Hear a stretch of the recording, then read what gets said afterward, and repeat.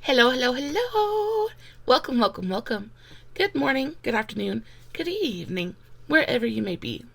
Welcome back to my channel, my Beverlys. If you've never been here before, thank you so much for clicking on my video. I am so happy you found me. I do so hope that you will like and subscribe before you leave. Become part of the mama family. Mama's got your back, at least where makeup's concerned, and definitely when that makeup is cheap. Today is True Love Tuesday, and we are talking about Jim Carrey. Y'all, there's a lot there that you have no idea about. Before we get started, a very special, very warm welcome to any of those that are new to my channel. I am so incredibly happy that you are here. If you enjoy the content, I do so hope that you will mash that thumbs up button. I hope that you will subscribe if you have not already. And I hope that you will ring my bell, turn on your notifications, so that way, next time I upload a video, you can come right back here and we can hang out together again. Also, my eyes are already done. Oh, they're fabulous. Love them so very much. I did make sure to film a TikTok on today's eye look if you are interested. I'll make sure to have the tags for that, as well as all of my other socials, Facebook, Instagram, all that good stuff listed in the description box below, along with my P.O. box and my email, just in case you'd like to get a hold of me. Guys, if you are not following me on all my other socials, you definitely should go do that. I post fun content every single day, and if you're following me everywhere, you don't have to worry about missing a single moment of it. With all of that out of the way, let's go ahead and dive into the story. Jim Carrey is best known for being one of Hollywood's funniest leading men. I know we all know who Jim Carrey is. I know we're all just a little bit in love with him. But, y'all, this man's quest for companionship has been a doozy. He's kind of like been through the ringer. He's been there, he's done that. And honestly, I learned so much about him researching for today's video. I learned so much that I never knew. I never even would have thought. Like, he's actually a very complicated person. Guys, if you have never been here for True Love Tuesday, I sit here, I do my makeup, all the while telling you an epic love story. Y'all, such a good video this week. I don't usually talk too awful much about the makeup that I'm using, but I will make sure to put everything in the description box below. And of course, if you have any questions about what I'm using or how I'm using it, all you have to do is leave me a comment and I will get back to you. Also, if you see me looking over in this direction, it is because I am looking at my notes. There are 8 pages of notes for today's video. So I'm thinking we're going to be here for an hour. So sit back, get comfy, get cozy, get you a big old glass of something to drink, and let's go ahead and dive right into it. Jim is genuinely a freaking icon. He has been in, his career has spanned over like 30 years. He's been in so many freaking movies, and a lot of them are classics, like that we all remember from our childhood. I'm thinking about The Grinch, How the Grinch Stole Christmas, thinking about Dumb and Dumber. I'm thinking about Ace Ventura, Pet Detective, 1 and 2, When Nature Calls was really good as well. I'm thinking of The Mask. He has been in so many epic, iconic movies. He's an epic and iconic dude just in general. However, he comes from very, very humble beginnings. In his career, he has won 11 MTV Movie and TV Awards out of 25 nominations. He's won 4 People's Choice Awards, 6 Nickelodeon Kids' Choice Awards, and 2 Golden Globes. Now, surprisingly, he's never been nominated for an Emmy or anything like that, an Oscar, anything like that. And that just kind of like really surprises me, because he's been in some really kind of epic movies. Like, I know that he does a lot of the funny man stuff, but you would think that, but what is that movie? The Truman Show, the number 23, something like that. Like, he's been in a lot of really deep, very like, you know, kind of like juicy, beefy kind of roles. He doesn't just do comedy. So I was assuming that, you know, I was thinking that he has to have won so many awards, definitely more than just a couple of Nickelodeon Kids' Choice Awards. Unfortunately, that is not actually the case. He has, however, won 2 Golden Globes, so I guess there's that. Speaking of credits, he is definitely not just a one-trick pony. He actually is a writer. He is an artist. He sculpts and he paints. He does a little bit of producing. He's been there, done that. In total, he has 66 acting credits to his name. He has 10 credits as a writer, 7 credits for producing, and then a whopping 29 sound credits. With all of his career success, his personal life has been, it's been a doozy. You would think that he is this incredibly successful actor. You would think that he's kind of got it all figured out, got his stuff together, and when it comes to his career, he certainly does. But when it comes to this man's personal life, it just seems like either he doesn't know what he wants or he just makes really bad decisions. We're gonna go ahead and jump into it.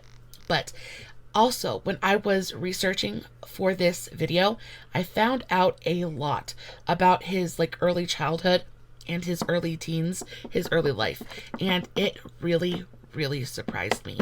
He came from incredibly humble beginnings and just is such a manifester. He very much believes in manifesting his destiny, and that is something he speaks about quite often. He would sit there in his car every day and he would tell himself, this is what's going to happen, this is how I'm going to make it happen, this is who I'm going to be. And he said that to himself every day, multiple times a day, and eventually it came to be. So I am not so much into that, but I would love to know how you guys feel about it. I kind of feel like the good Lord's going to do for me what he thinks he should do for me. And the best I can do is just be the best person I can be and put the best karma out there into the world that I can, and hope that it just comes back to me in some way.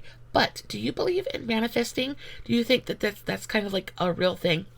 I'd love to know how you feel about it. So Jim was born James Eugene Carrey on January 17th, 1962. He is 61 years old. He was born in Toronto, in the Toronto suburb of Newmarket, Ontario, Canada. So he is, again, Canadian. He is not American. I know a lot of people think that he is an American, but he's not. I have found that a lot of our comedians that we think belong to us actually do not. They're actually Canadian, which is kind of crazy. I've actually spoken about quite a few Canadian actors and actresses during this series. I always think it's so fun to figure out who is from where. There's been some real surprises in there. His mother, Kathleen, was a homemaker, while his father, Percy Carrey, was a musician and an accountant. Now, he was raised in a Roman Catholic household, which was another little tidbit of information that I did not know. And he has 3 older siblings, 2 sisters and a brother. He has an older brother, John, an older brother, Patricia, and then Rita. Now, when he was 8 years old, this is when he really kind of found his love for comedy, and not even really stand up in a way or trying to make people laugh. He would just sit in front of the mirror and make funny faces at himself all day long. He basically was just trying to figure out how the muscles in his face worked and how weird he could make his face look. How could he screw his face up in a way as to make someone bark with laughter? This was what this little boy was after. And he did it. He pretty much mastered that whole eyebrow thing. My husband can do that, and it cracks me up every single time. You know how Dwayne "The Rock" Johnson, you know how he does that one eyebrow thing? Y'all, I have tried to teach myself how to do this. It's like the live long and prosper thing. I tried to teach myself to do that with the eyebrow.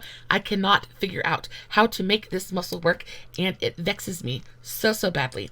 But this man can do so much with his eyebrows and with his face, and it's because he sat in front of the mirror for hours a day when he was 8 years old, figuring out how all the muscles in his face worked. During this same time, he's kind of learning about impressions, things like that. He's learning how to kind of imitate some of his favorite actors, and he really starts working on his impersonations, and he works on it, and he works on it, and he works on it, and he actually gets really good at it.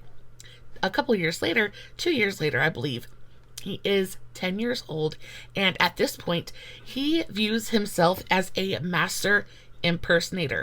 So this little boy is so confident in him, in his self and his abilities, that he actually writes a letter to the Carol Burnett show and is like, you know what? I am 10 years old. I am a master of impersonations, and you should write a role for me on your show. Now he sends this letter off, and of course, you know, it's the Carol Burnett show, and he's only a 10-year-old, right? So there's really no way that they're actually going to put him on the show. But his little heart just gets so big and so full when he ends up getting a letter back.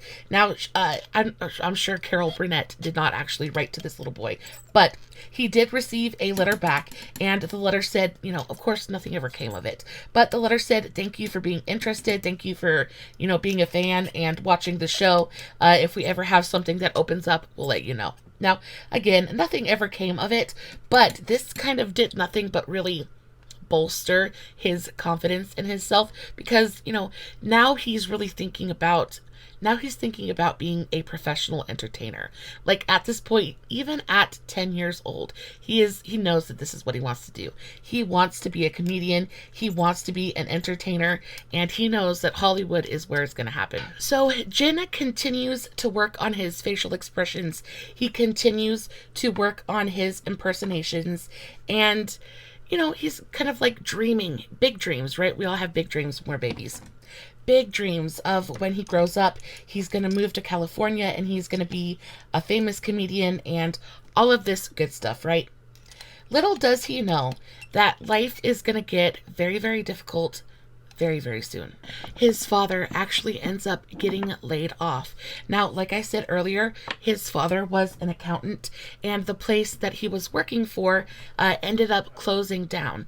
And again, his mother wasn't bringing in a paycheck. She was a homemaker, a stay-at-home mom and wife, and they really, there's four kids in the house, 6 people in total. They don't have enough savings, and try as he might, Percy couldn't find another job. He is looking furiously, trying to find something, anything, to keep his family afloat, and nothing happens. They're living in a fairly small town, and the work just isn't there. It's just not there. So eventually the money runs out, and they get evicted. They get evicted from their home because they don't own their home. They're renting, and of course, when you don't have money, you can't pay the rent. So the family of 6 ends up getting evicted, and they have nowhere else to go. There's no family. There's nobody that can take them in. There's nobody that's got room for 6 extra people, right? So they actually end up becoming homeless.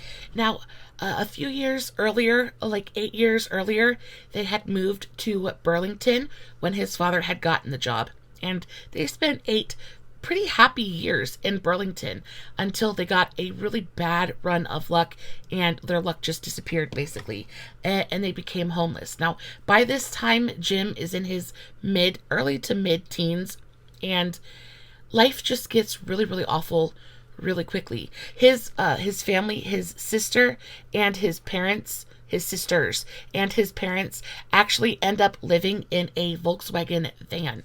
Like, just awful, just absolutely awful living situation.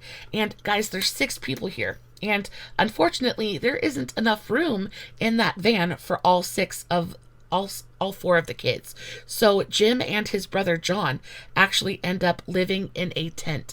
They end up living in a tent in Charles Daly Park, on the shores of Lake Ontario, in Lincoln, Ontario. His dad is looking for work. His mom is looking for work. They're literally to the point of begging. And at this point, they're still having to go to school. And, you know, Jim's literally living in a freaking tent in the middle of a park. And he's just a baby at this point in time. He's only I want to say 12 or 13, 15 at the most. And It's just awful. At this point in time, Jim has his first encounter with depression, and this becomes something that he ends up battling for the rest of his life. Jim has been pretty open about his battles with depression throughout his career. His family doesn't know what to do. They're at the point of begging, and literally all they can do is sit and pray that somehow, some way, their dad gets a job. They struggled terribly financially for almost a year, guys, until finally, eventually, the skies part and the Lord looks down on them and offers them a blessing. And Percy finally gets a job. He finally gets a job in the accounting division of, I think it was Titan Wheels Tire Factory in Scarborough. Now, at this point, they're like, this is everything that they had been hoping for and more. Now, on top of that, not only does this job come with a paycheck, but it also comes with a house. They end up getting the opportunity to rent the house across from the tire factory. And then because the factory is so close to where they live, Jim and John also get jobs. Now, again, remember that these are still little boys, but they're going to work and they're working like grown men. Luckily, they're pretty big. They're pretty beefy boys, so they're all right. But they go and they work at the tire factory. His dad gets a job in the accounting division. But Carrey and John, they get jobs as security guards. I think John, who's the older one, gets the job as a security guard.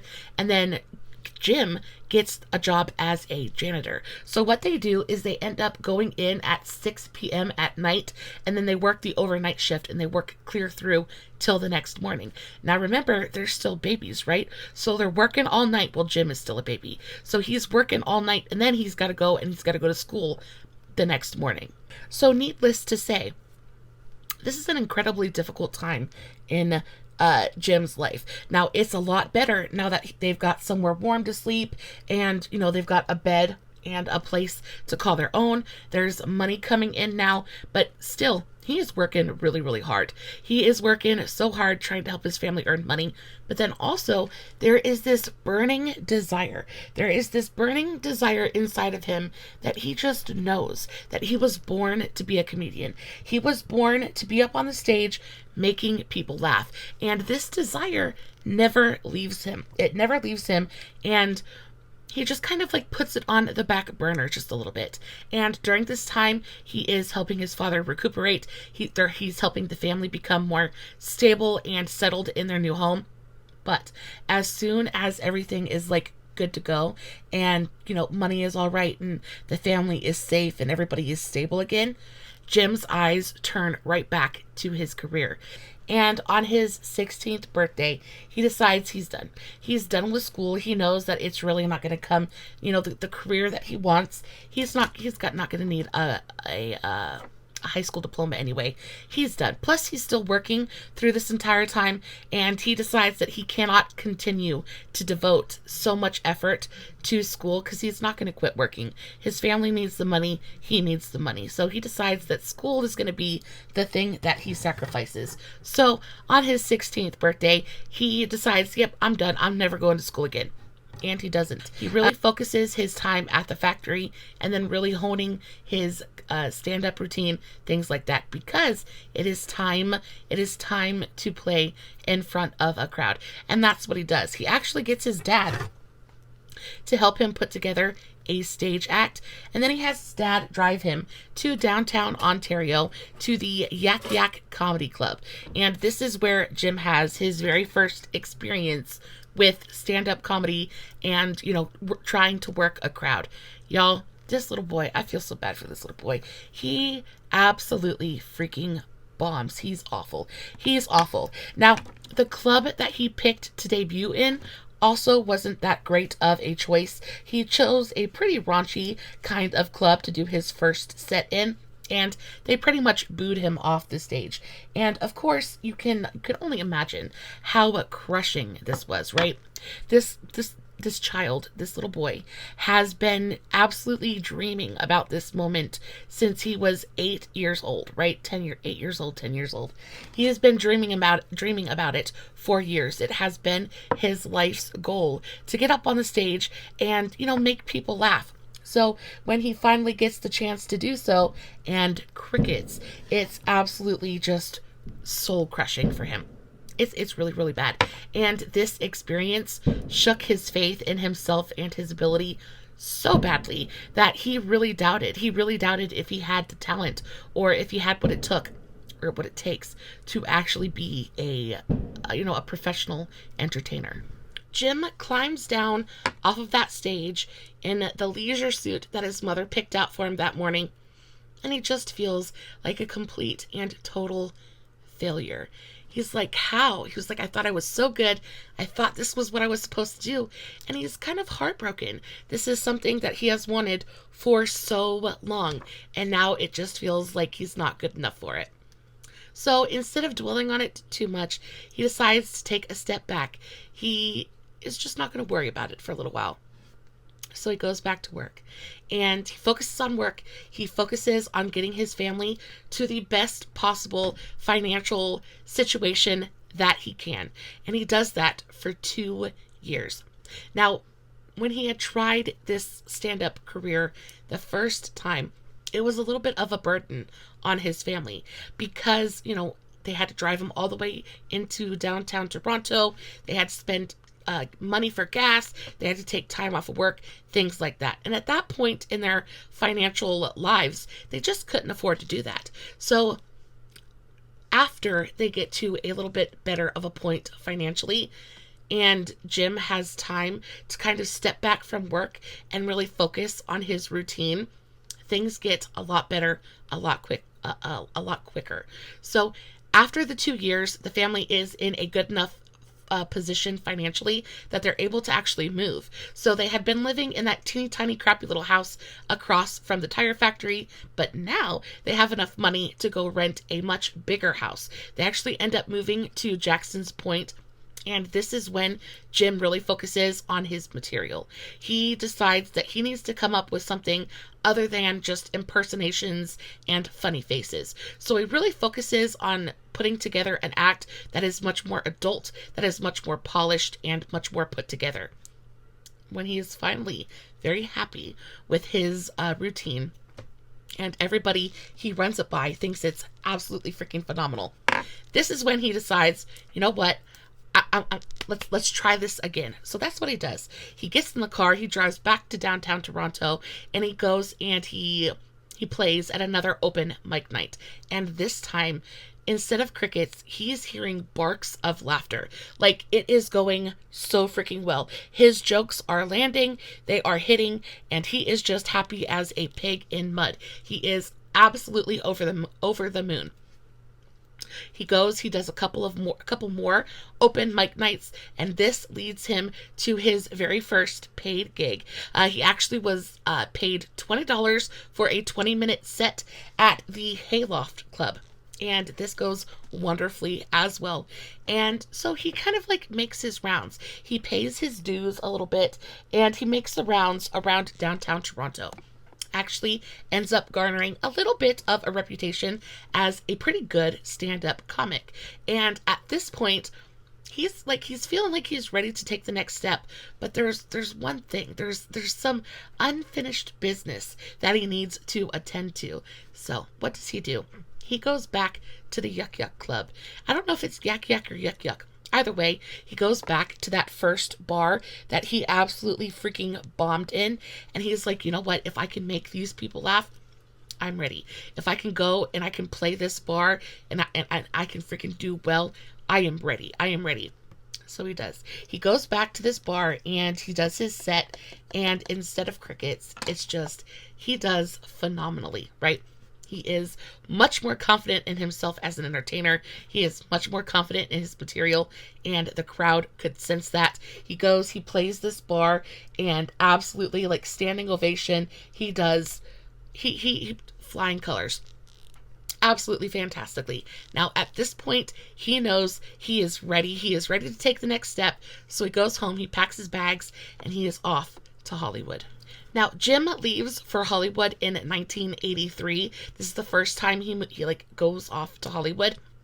He gets there, and y'all, he is expecting, as most people are, he is very optimistic about the fact that he's going to get there and things are going to like fall right into place. He's going to get work and he's going to be this big giant star. Now, we all know that's not exactly how it works, and Jim found out real quick.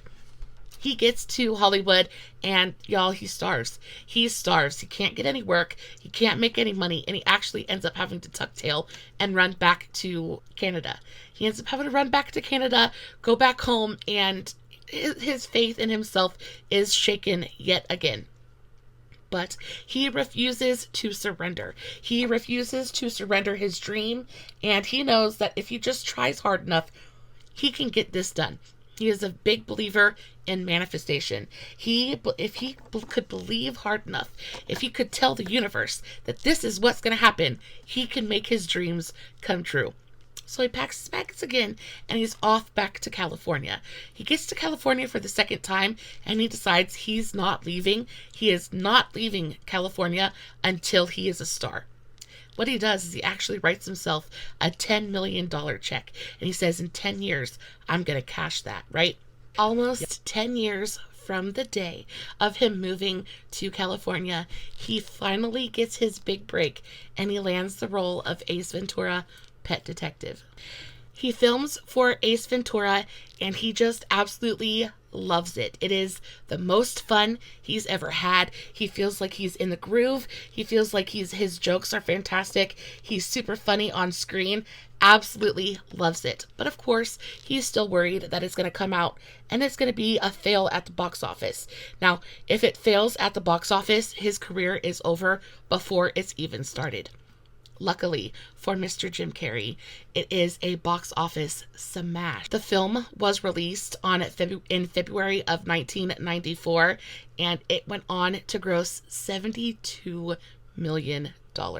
Now, for his first movie, and especially for the lead role, to be a fairly unknown actor, for that movie to gross $72 million, it's an astronomical amount of money, and his career goes from 0 to 100 overnight. In the span of like 6 months, he ends up getting cast in like 2 or 3 movies. This is when he gets cast in The Mask, which I know is like an iconic movie for a lot of us. It's like a big part of our childhood. He also was cast in Dumb and Dumber. Now, Dumb and Dumber, I feel like, is Jim Carrey's bread and butter. I feel like Dumb and Dumber is really what put him on the list to being a household name. It's such an iconic franchise. Anyway, Dumb and Dumber, The Mask, and then he also gets cast in Ace Ventura 2, Call of the Wild, or Return to the Wild, something like that.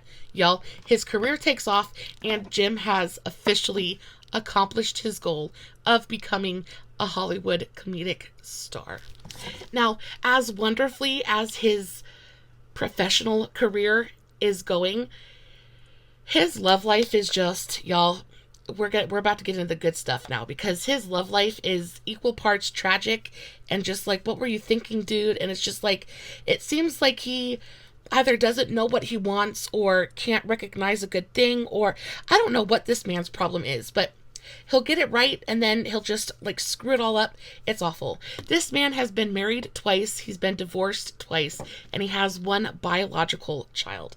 Now, his first marriage was to a woman named Melissa Womer, and he met her before he was famous, before anybody knew who Jim Carrey was, while he was still a starving artist, kind of like, you know, just trying to find something to eat. They met in 1986, and they met at the Sunset Boulevard Comedy Club. Now, Melissa was a waitress, and she was working at the club. She is a comedian and an actress as well. At this point, I think she had been cast in 1 or 2 movies. She had a couple of small parts, nothing big enough so that she could quit her day job. So that's why that's why she was still a waitress. But She had a couple of credits to her name at this point, but nothing significant. And Jim would come into the comedy club and he would perform at the open mic nights and just kind of sit there, work on his material. It's a comedy club, so he'd just be there to be around his people, you know what I mean? So he goes in, and all of a sudden, one day, he sees Melissa. She's this really adorable little blonde girl, and, you know, she's funny. He catches her open mic night, because she does perform, and he just thinks she's hilarious, and they instantly bond, right? They meet, and they have this really intense conversation. They both have a deep love for comedy, and their connection was instant, and it was deep, and it was very, very real. Their love was, I think their love was very, very genuine.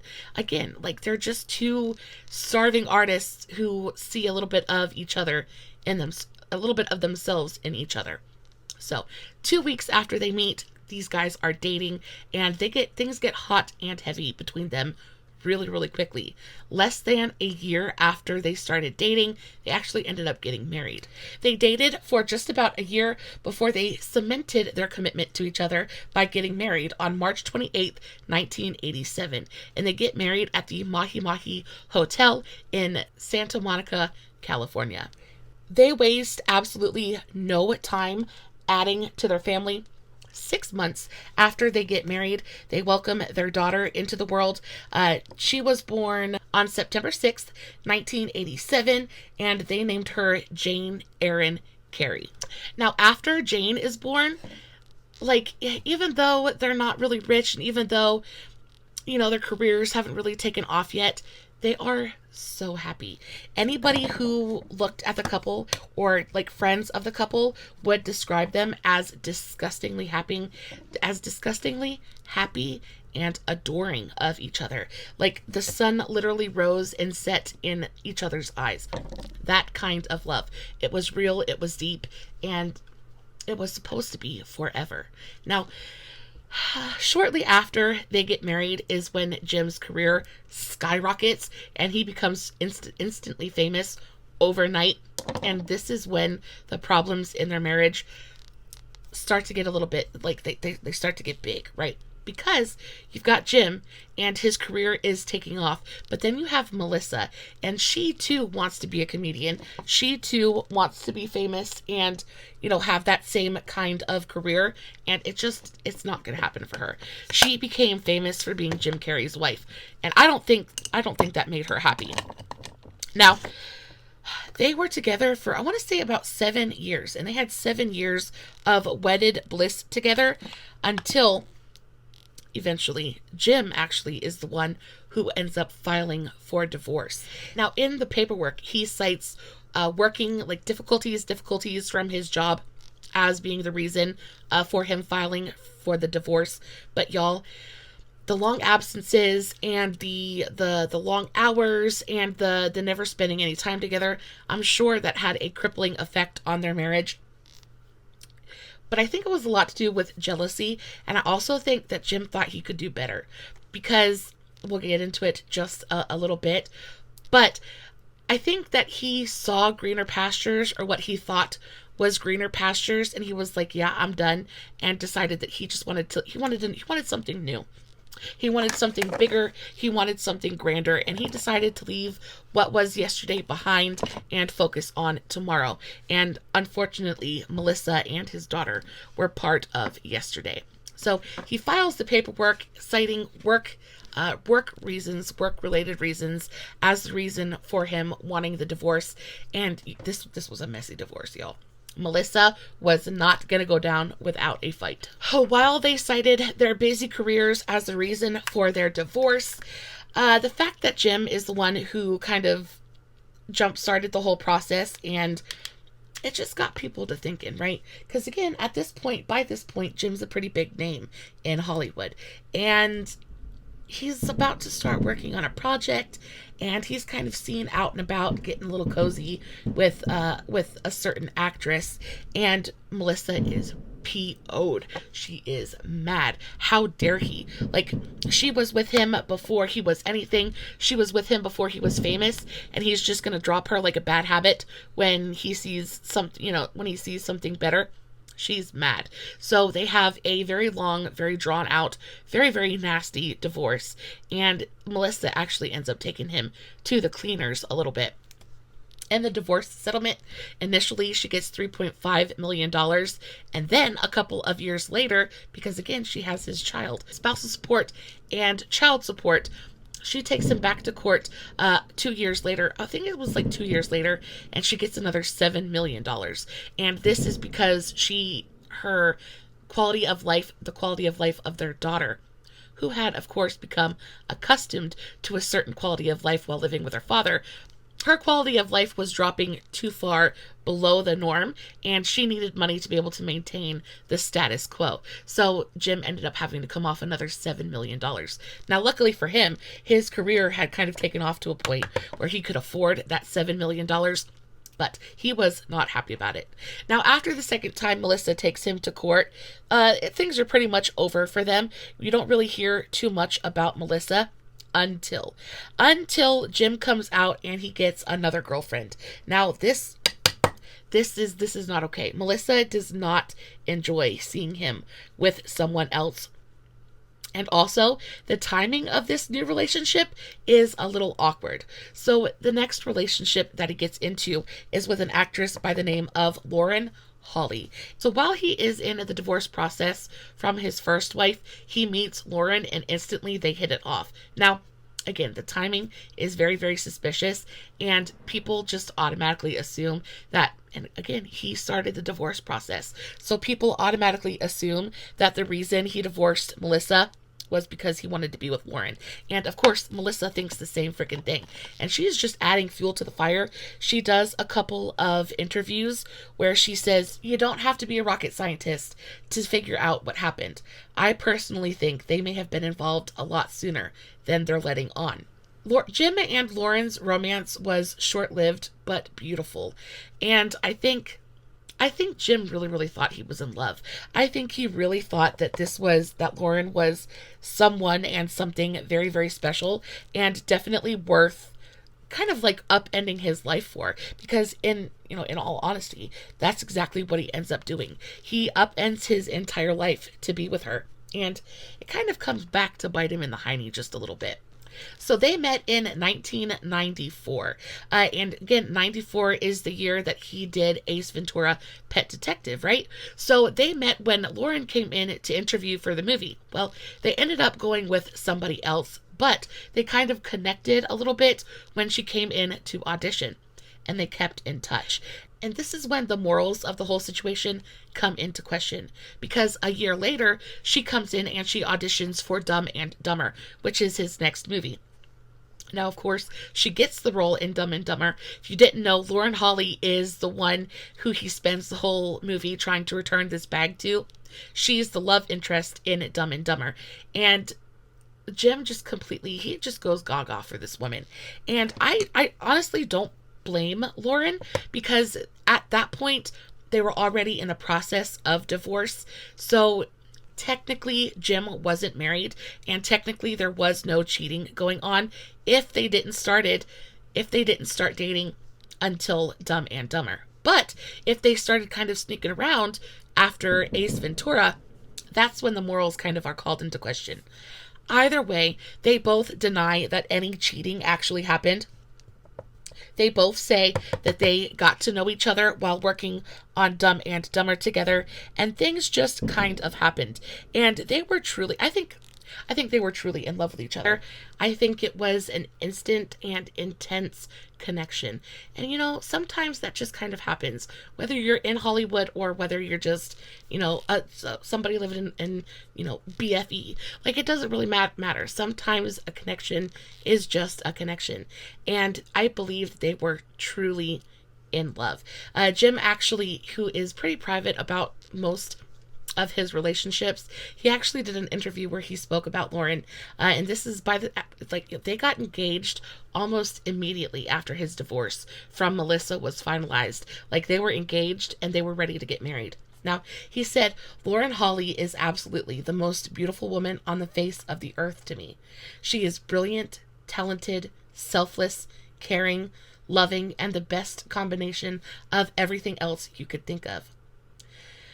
But while they seemed happily in love and while they're just happy to be together, the media take this as an excuse to go absolutely just haywire. They go and they brand Lauren as a homewrecker and they brand Jim as a cheat.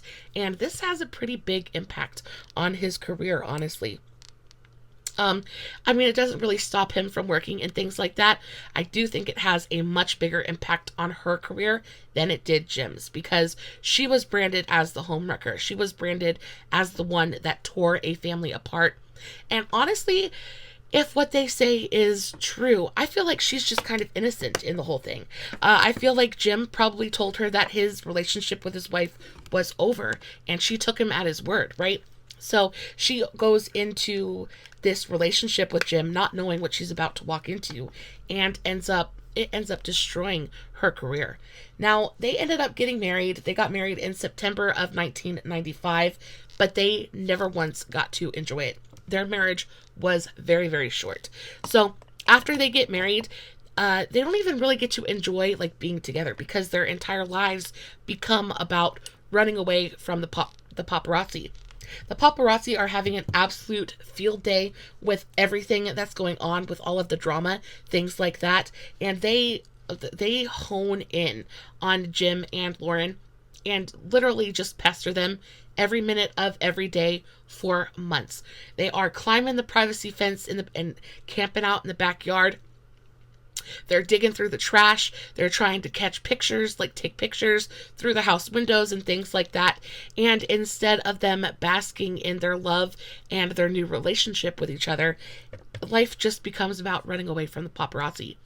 And the stress of the entire situation, it destroyed the relationship before they even had a chance to really begin it. So just 9 short months after they got married, Lauren actually filed for divorce. She just couldn't handle it anymore. She couldn't take it anymore. She didn't want to do it. And though she loved Jim and Jim loved her, it wasn't worth having to run and having to hide all the time. She just wanted to be able to enjoy her life, and she felt like she couldn't do that with the paparazzi hounding her and Jim the way that they were. But y'all, this poor woman, she can't win for losing, right? So she goes and she files for divorce. She says, all right, you win. I back off. I'm done. I don't want anything to do with it anymore. So she goes and she files for divorce. Well, then she gets branded as a gold digger, because of course Jim is the main breadwinner in the relationship, in the marriage. So of course she's going to get a little bit of a divorce settlement, and of course she's going to get a little bit of spousal support, right, when things are over. On top of the fact that the media should have just backed off, because they're the ones that ruined her career in the first freaking place, but they don't care about that. So now not only is she branded as a homewrecker, but now she's also branded as a gold digger for the divorce settlement. Y'all, I feel so bad. She just got the raw end, a raw deal with this whole situation. But they went on with the divorce. They got divorced, and her and Jim are actually still cordial. Like, there was genuine love for each other there. And after they divorced, they still kept in contact. They still speak, and they're still very, very fond of each other. Now, Jim's next relationship is the relationship that Jim says was the real love of his life. And I think this one is like so unexpected, but so kind of awesome at the same time. So after being hounded by the media for his second marriage, Jim is done. Jim is done with marriage just in general. He never wants to get married again. Both times it's ended horribly. He's done. But he's not quite done, with like just women in general. He doesn't necessarily want to be lonely for the rest of his life, but he does decide that he's going to take a little bit of a hiatus. He's done with women for a little while, at least. He spends time really focusing on his career, and during this period is when he does a lot of his very, very best work. He starts writing as well, just really focuses on himself and trying to make himself happy until fate, fate just has a way of throwing us curveballs sometimes, guys. And he is handed the script for Me, Myself, and Irene. Who remembers that movie? I remember that movie. I absolutely adore that movie. One of his best, I think. Super, super funny. And of course, we all know that in that movie, he worked with Renee Zellweger. And for some reason, I find the pairing of Jim Carrey and Renee to be so surprising. And I'm not sure why. I just feel like the two of them together just seem very, very unexpected to me for some reason. But their chemistry on screen was undeniable. And not only was the chemistry present on screen, but it was present behind the scenes as well. And Jim is just immediately taken. He is immediately taken with Renee. Renee, on the other hand, is like, no thank you, no thank you. She is there to work. She is there for in a professional capacity. She is there not to make a love connection. She doesn't want anything to do with it. And poor Jim, he's just like, I haven't dated, I haven't had a girlfriend in years, and then the first time I see a woman who just makes my heart go pitter patter, she doesn't want anything to do with me. However, he doesn't let that affect his performance, and the movie does phenomenally. The entire time that they are filming, Jim is being his very charming little self. He is making her laugh, and Renee Zellweger, just in and of her own right, is so freaking funny. I love Renee Zellweger. I think she is absolutely freaking adorable. But Jim just can't help himself. Jim just can't help himself. He is so enamored with this woman, and she's just not giving him a chance. To his face. In her head, she's like, oh, this man is so cute. She is completely and totally just like, oh, she is fighting it hard. She is fighting it hard. Until eventually filming wraps, the movie is released, and then all of a sudden, her name is in the tabloids. Now, why is it in the tabloids? Because apparently she's been having an affair with Jim for months at this point. And she gets mad. She gets mad because she made a point to keep it professional. She made a point not to get mixed up with this man. And then the tabloids are just going to go ahead and ruin everything and say that she did anyway. And she's like, you know what? Screw it. She's like, you know what? Screw it. If they're going to say I did it, then I'm just going to go ahead and do it. She says she remembers sitting there thinking to herself that, I didn't do it. I didn't do it on purpose. I made sure that I stayed away from him. And then she gets the tabloid and she's like, I really do miss him an awful lot. So then she calls up Jim and they start their relationship in earnest. And it was delightful. It was truly, truly magical. She said their relationship was very unexpected, but such a wonderful thing. As for Jim, he was just completely and totally in love. He was genuinely smitten with this woman. He says she's very connected. She's a very connected person. She thinks having a good time is renting a U-Haul and taking furniture to Texas. She is so real in that way, and I love it so much. Like, she was kind of like the complete opposite of Jim. Very, very down to earth, very just like kind of laid back and just enjoyed the little things, And for Jim, that was such a refreshing difference from both Lauren and Melissa, right? Melissa, she wanted to be famous. She wanted the same things Jim did, right? They were very, very similar. And then you have Lauren, who was kind of like in that whole situation, and kind of like part of that world as well. But he just wasn't allowed to have that like connecting, loving kind of experience with her, right? So then with Renee, it's just like, he wasn't in trouble. There was no ill will surrounding the relationship. Nobody was branded a cheater or a homewrecker. Like, he was able to really experience this relationship and experience the joy that, a relationship can bring. And it got him hook, line, and sinker. Now, unfortunately, we don't know the when and the why of it all, but their relationship didn't work out and they ended up parting ways and, going off and doing their own things. And in Jim's book, it says, I think it was Memoirs and Misinformation.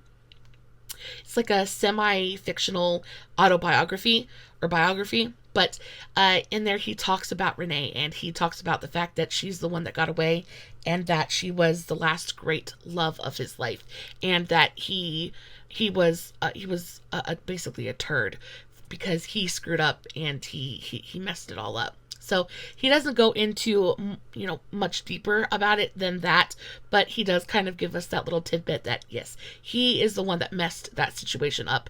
And though Jim says that he doesn't live with regrets, he just doesn't do that. It's too much. He says he can, admit when he wishes he would have made maybe a little bit of a different decision. Now, they did split, but they split very amicably. And they still are very, very fond of each other, and they're actually still in contact. So after Renee, Jim goes on a little bit of I almost want to say bender, but it's not really quite the right word. He dates, and he dates a lot, but he decides that he's kind of over the committed thing for a little while. He's just going to kind of date around for a little bit. And that's exactly what he does. He ends up dating the Walking Dead actress Laurie Holden in 2001, though it's mostly speculation. But they were seen out together at several different events. Neither party ever confirmed or denied, though. He was then confirmed to be having a relationship with Russian ballerina Anastasia Volochkova. Anyway, probably saying that wrong. They met while Jim was filming Bruce Almighty, and they had a brief but very, very hot kind of affair, and then they both kind of went their separate ways. It was whispered that Jim and January Jones had a little bit of a fling together. But again, nothing ever really came of that. They were seen on a couple of different dates out and about together, but I guess they just must have not seen potential there, because it never really panned out, and it never really went anywhere. Now, in the summer of 2004, rumors started swirling that Jim was having an affair with Danish model Annie Bing when they were spotted together at multiple events, though their affair was short, and we really don't know much about it because he really kept it. He made a point of keeping this one out of the public eye, so of course we don't know anything about it. But this is when Jim is kind of starting to get quite the reputation as a pretty big ladies' man, actually. He's been with quite a few very, very beautiful women, some pretty high-profile names as well, and he's getting a little bit of a reputation as a love them and leave them kind of guy. Now, after his string of short affairs and brief flings, Jim then finally decides it's time to find something a little bit more meaningful, a little bit more permanent. And please let me know if you guys know about this one or not, but did you know that he dated Jenny McCarthy, and he dated her for a very, very long time? I had no idea. And again, this pairing to me seems so left field to me. They're just not a pair I would have put together.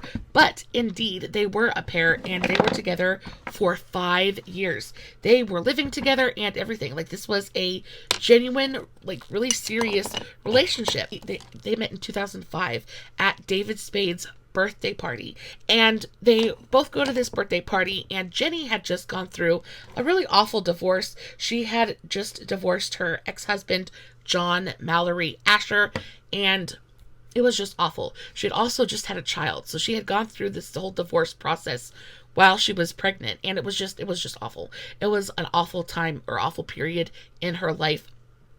But they're both at this party, and of course, Jim is in attendance, and he's so over just the flings and the short dates and things like that. He is very ready for something a little bit more substantial, something a little bit more real. And then all of a sudden, it's like the angels sent him Jenny, because it's like he's standing in the center of the crowd, and he's just kind of like watching everybody do their thing. And he's got this very serene, very peaceful kind of smile on his face. And then from across the room, Jenny spots him, and he looks so peaceful. And she's anything but, right? Like, she's just gone through this really awful divorce, and she's just Turmoil.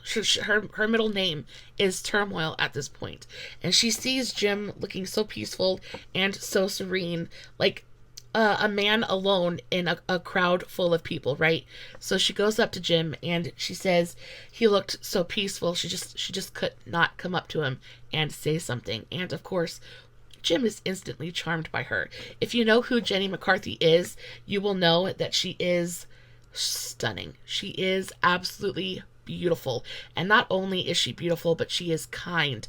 And she is just... She was a Playboy model, but she's super funny, and I just love her to pieces. I think she's a judge on The Masked Singer. She's a judge on The Masked Singer, and I just love her to absolute pieces. But she meets Jim at this party. They instantly connect and they start dating very shortly thereafter. Now, both Jim and Jenny, they each had a child from a previous relationship. Jenny had her son with her ex-husband, and then Jim had his daughter with his first wife. And they just kind of like went into instant family mode. Somehow it just really worked for them, and they both became very big parts of each other's lives. They moved in together, and basically was like they were married without being married. Now, because they were together for 5 years, they were asked if they were ever going to get married, or if they were ever going to make it official and tie the knot.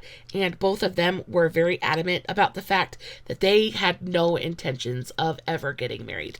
At this point, I think Jim had just kind of like sworn off marriage just in general. I think he was just done with it, period, and had no intentions of being married ever again.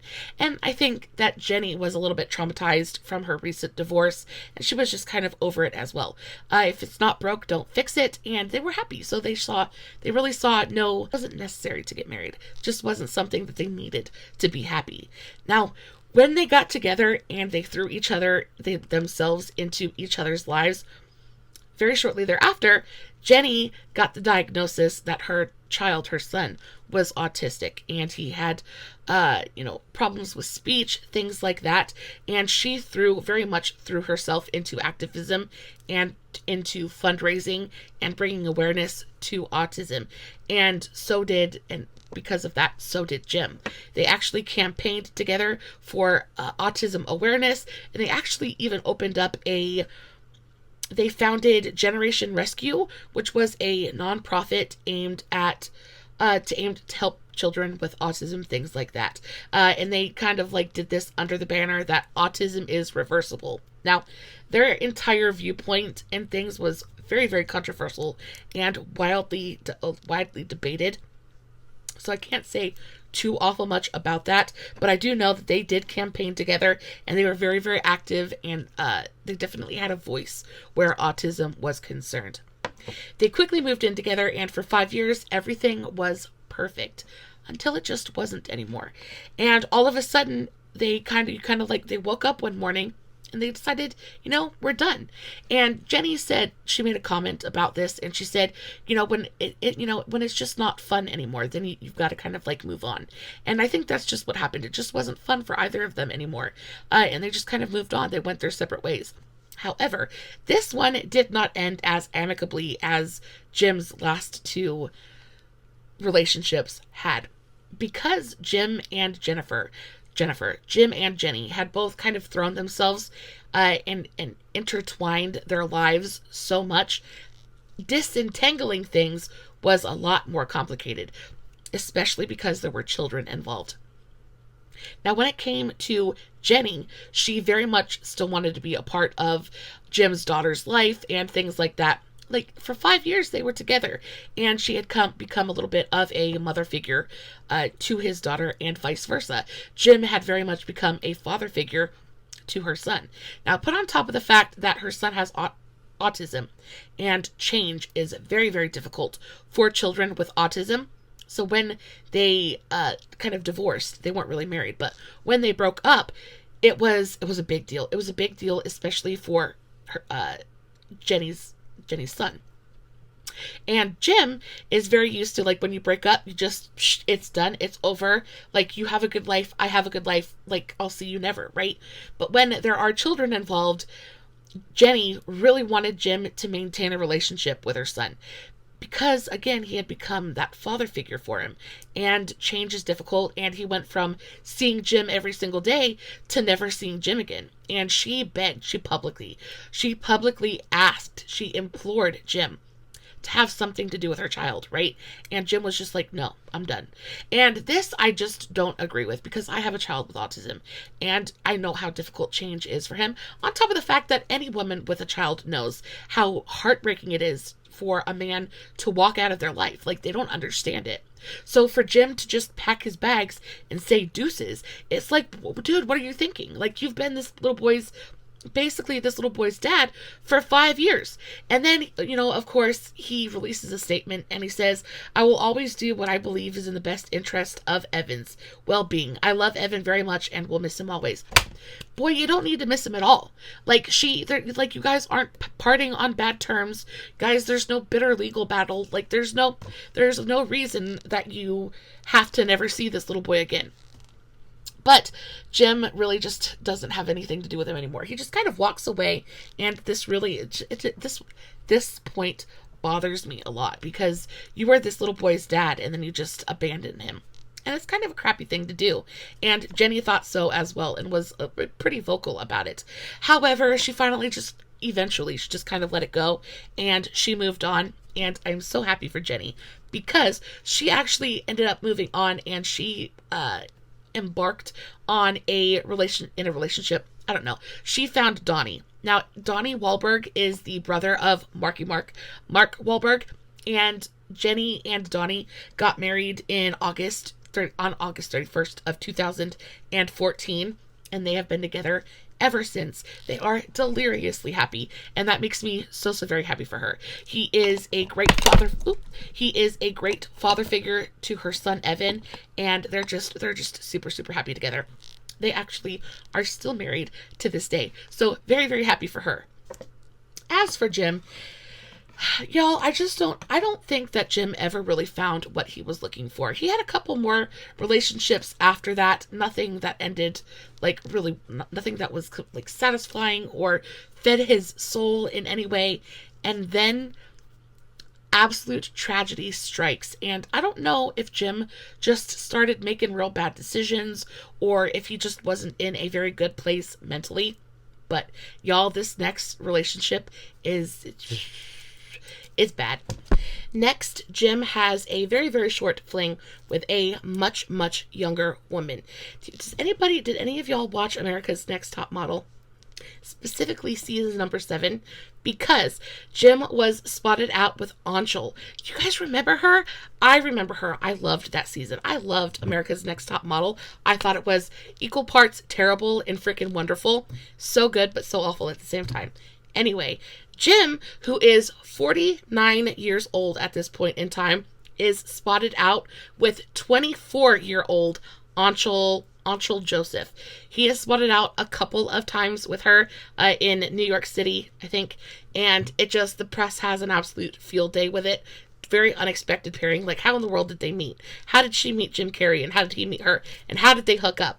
Anyway, that's all it really was a hookup. It lasted for just a couple of months, and then it was kind of over as quickly as it began. Now, the next relationship that Jim has is his last. It is the very last time that he has had any kind of personal relationship, just in general, and especially in the media. Now, it was with this is tragic. This is a really bad story. This was something that I had no idea about. If you knew about this, let me know in the comments. I don't know. I just might have not been paying attention. I don't know how I missed this one. So Jim's next relationship put him through a world of hurt. It was genuinely awful, and it pretty much ended his career, at least for a little while. Now, he started dating 28-year-old Catriona White, and she was a makeup artist, and she was working in Hollywood. She was an aspiring actress, and they got together somehow, and it was toxic. Their relationship was toxic. It was really bad, and they were on again, off again. Their relationship was really volatile, and all of this kind of culminates in 2015, after they break up for the very, very last time. Like I said, they were on again, off again, and her and Jim were not a good combination. And Jim finally, I guess, realizes this and decides, like, we've got to be done. Like, you're too much for me. Us together is toxic. It's not a good thing. And they break up for good. And she doesn't take this very well. Now, she had serious mental problems. She struggled with addiction. She struggled with depression. And those two things together are never a good combination. And then put on top of that a very gigantic stressor, which would be her relationship with Jim ending. And it proved to be too much for her to cope with. In 2015, Catriona was found in her Los Angeles apartment, unresponsive. Now, what had actually happened was she had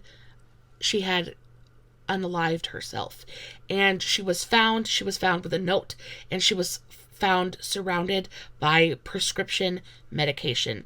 Now, of course, everybody knew that she had been in a relationship with Jim Carrey, and suspicion instantly went to Jim. Now, whether he genuinely had anything to do with her unaliving or not, the suspicion and the interest instantly went to Jim, and it was just a really, really bad situation all the way around. Now, upon hearing about Catriona's unalivement, Jim, of course, was devastated, right? Like, they had a relationship. There was genuine feeling for both of them there. They just weren't good for each other. It didn't mean that they didn't love each other or that they didn't have feelings for each other. It just, when you're not good for somebody, you're just not good for somebody. And upon hearing about her passing, Jim was in shock and then disbelief, and then it just kind of like transformed into a very, very deep sorrow. And this brought on Jim's depression, and it was just, I think their demons kind of fed each other, and they were very toxic to each other, and they just brought out all of the worst things about each other. And it was a really, really toxic, very, very awful cycle. Now, among all of his immense grief and him having to deal with the passing of his ex-girlfriend and things like that, the media instantly starts scrutinizing Carrey. And they instantly, want to blame this man for everything that was wrong in her life. And Jim just kind of he just ignores it. What can you even do about it, So he does the best thing that he knows to do, and he tries to support her family, and he tries to honor her memory through kind words and thoughtful gestures, and he attends the funeral in Ireland, and he shows his support to her family as much as he can. But, there's not much he can do at this point. And life kind of goes on, right? Like, I know it's awful to say, but life doesn't stop, right? So you just have to keep going. And Jim is trying to heal. He's trying to kind of get over it. And then 2 years later, everything just gets thrown right back in his face. Catriona's mother and her ex-husband actually end up filing a wrongful death lawsuit against Jim. And they based all of this off of having found a note written by Catriona on her iPad. And in this note, she says some really, really awful things about Jim. And she kind of drops a couple of truth bombs that are genuinely earth-shattering. Now, in this note, she accuses Jim of some really, really awful things. She accuses him of introducing her to narcotics. She accuses Jim of giving her herpes and sexually transmitted diseases. She says some really, really awful things about Jim that really paint him in a very unfavorable light. Now, I'm not going to read you the whole note because it is a lot, and this video is already really, really long, but I will give you a cliff notes of it. And she says, "You gave me HSV and HPV. I want you to apologize. I want you to apologize for it, not because you have to, but because you care enough about me to apologize to me. I want you to understand that however little a thing you think this might be, it has ruined my life." She goes on to say, "You introduced me to cocaine, prostitutes, mental abuse, and disease. Then you threw me away after you had absorbed anything worthwhile that was left of me. Before you, I might not have had very much, but I had respect. I was happy. What do you say? What do you say to that? What do you say when you realize that this man has made this woman, and allegedly made this man has done these awful, awful things to this woman, and you have this man who is so beloved by so many people, who has had such a prolific career, and who has, to everyone's knowledge, is just like this really super great guy. And then you find out that he has treated this woman like garbage. And it just like, and I'm a girl's girl, it just instantly makes me want to punch this man in the face. And I know that's really violent and very, very aggressive. It's just, how do you treat somebody like that? How do you do that to somebody? Now, again, this whole thing was it was a big freaking deal. And like I said, it pretty much ended his career for at least a little while. Now, of course, Jim files a countersuit, and he says that this is nothing but extortion, and that they're just trying to get money out of him, and this and that and the other thing. And but he does go on to also admit that he did pay Catriona off. He admits that he gave her an undisclosed amount of money in 2013 because she had threatened to go to the media about him giving her herpes. So, I mean, it's just like innocent men don't pay people off. You know what I mean? So it's just like, I very much am just like, I don't even know what to think. I want to believe her, because it's just like, I feel bad for her. But then I also want to believe him because, it's an impossible situation. It's an impossible thing. Eventually, the lawsuit ended up getting thrown out. Nothing was ever proven. Jim was never charged with her wrongful death, anything like that. It basically was just kind of swept under the rug a little bit. Now, since then, Jim hasn't been in he's been in one more public relationship, and that was in 2018. He was working on the Showtime series, Kidding, and his love interest in that series was a woman by the name of Ginger Gonzalez. Now, he dated her for a little while. At that point, he was 57 and she was 35, and they dated for a few months. They made an appearance at the Showtime Golden Globe nominees celebration, and they kind of walked the red carpet together, and they looked very loving and very adoring. They were holding hands, lots of PDA, and then all of a sudden after that, they just kind of they weren't seen together again, and then it was kind of found out that they weren't together anymore. So I'm not sure if that was an actual relationship or if that was a PR stunt. Either way, it was just kind of like a blip on the radar. And since then, Jim hasn't had any other meaningful relationships. He kind of took a big step away from Hollywood as well. He really wasn't in anything. The most recent thing he was in was, of course, the Sonic the Hedgehog movie, and I think he played the bad guy in that movie. But before that, he wasn't in anything for a while. So I really think that he just kind of he just retreated. He retreated from Hollywood. He retreated from the media, paparazzi, and the press. And he just kind of he just did his own thing. He was pretty much threw his hands up and was like, I'm done. And guys, that is it for this week's True Love Tuesday. I know this one was definitely a little bit of a roller coaster. I would love to know what you think about this one in the comments. This one leaves me feeling not good and a little bit confused. I don't know how to feel about Jim Carrey anymore. I don't know. I'm trying very, very hard not to be influenced, but it just gives me a whole lot to think about. Guys, this is the finished look. Do we like it? Do we love it? Let me know in the comments below. As always, no filters, no fancy lighting. It is just me sitting in front of my camera, telling you guys an epic love story, hoping you guys are enjoying what I'm doing. Guys, if you did enjoy today's video, please don't forget to give it a big old thumbs up before you leave. If you haven't, make sure to subscribe, click that notification bell so you can come back next time. I love you so, so very much. And until next time, stay safe, take care of yourselves, and remember, you're important. Bye.